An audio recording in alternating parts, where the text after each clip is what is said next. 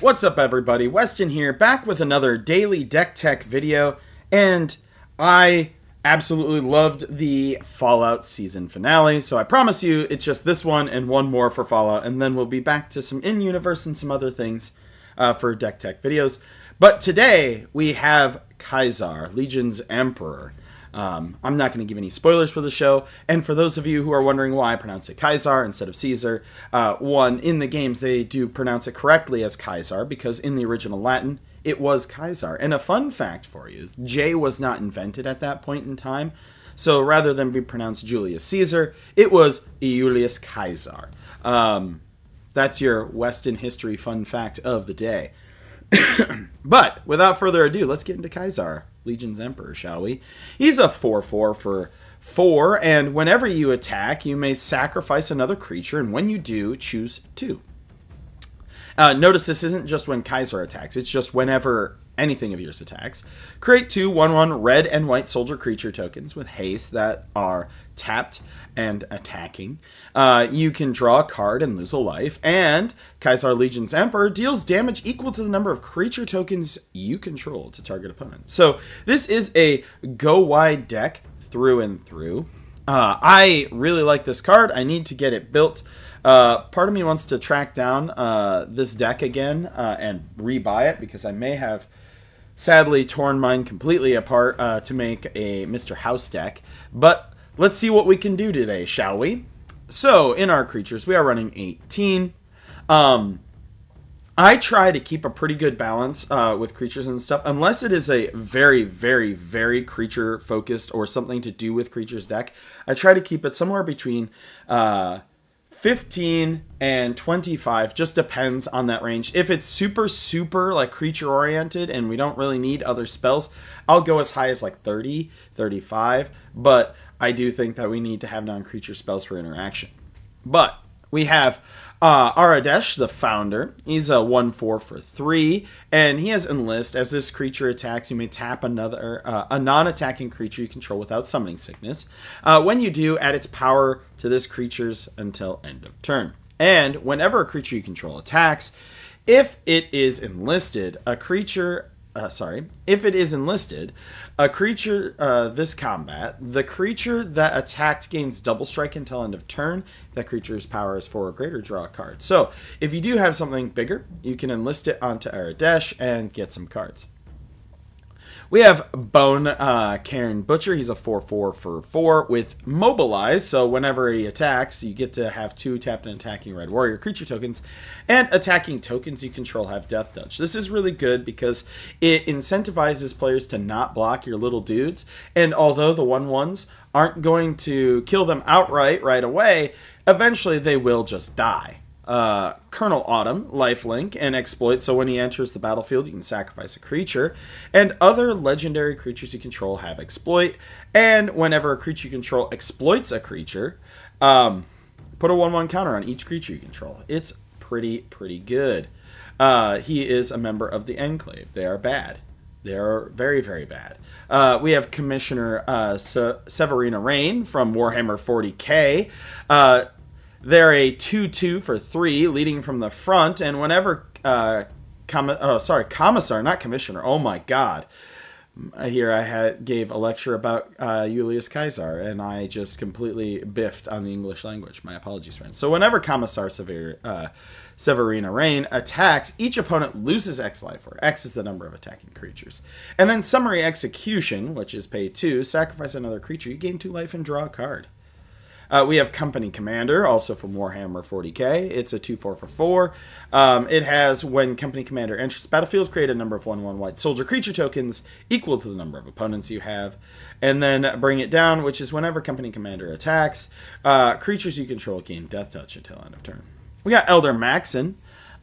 He's a 4/2 for 3. Creatures you control have training, which is whenever a creature token you control attacks with another creature with greater power, put a 1/1 counter on that token. And Blind Betrayal. Oh my God, I'm struggling this morning. Sacrifice another creature. Elder Maxon gains indestructible until end of turn. We do have General's Enforcer from Ikoria. Legendary humans you control have Indestructible. This is really good because a lot of these are legends and have to attack. You don't want them to die. If it was a creature card, create and then exile a creature card from a card from your graveyard. If it was a creature card, create a 1/1 white human creature token. We have Ishin.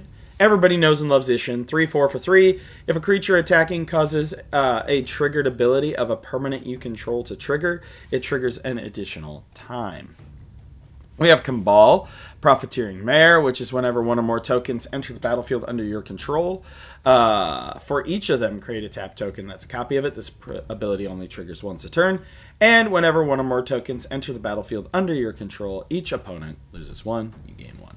We have Legat Lenius, Kaisar's Ace. He's a 2/2 for 4. He has Decimate, so when he enters the battlefield, each opponent sacrifices a 10th of their creatures they control rounded up, which is hilarious, and here's the history lesson for that. Decimate is a practice that the Roman legions had, so if there was mutiny, betrayal, something really, it had to be really, really bad for them to do this. They would make the legionnaires kill every 10th one of their own legion as a punishment and message. But then he has, whenever an opponent sacks a creature, put a 1/1 counter on Legat Lenius. We have Macready, Lamplight Mare. He's a 1/3 for 2. Whenever a creature you control with power 2 or less attacks, it can Skulk. And whenever a creature with power 4 or greater attacks, its controller attacks you, its controller loses 2, you gain 2. Mirkwood Bats, so we can sack our tokens to just murk some people with these Mirkwood Bats.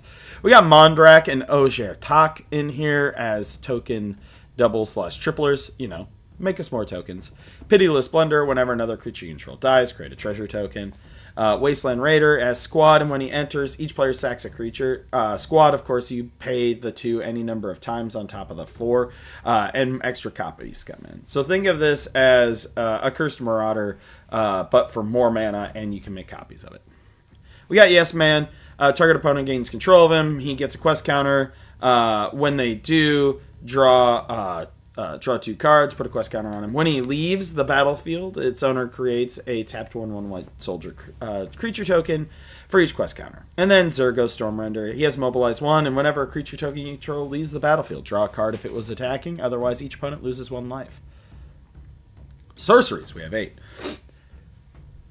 We have Blasphemous Act. Deals 13 damage to each creature. We have Damn. I love this card. It can be single target removal or mass removal. We have Farewell.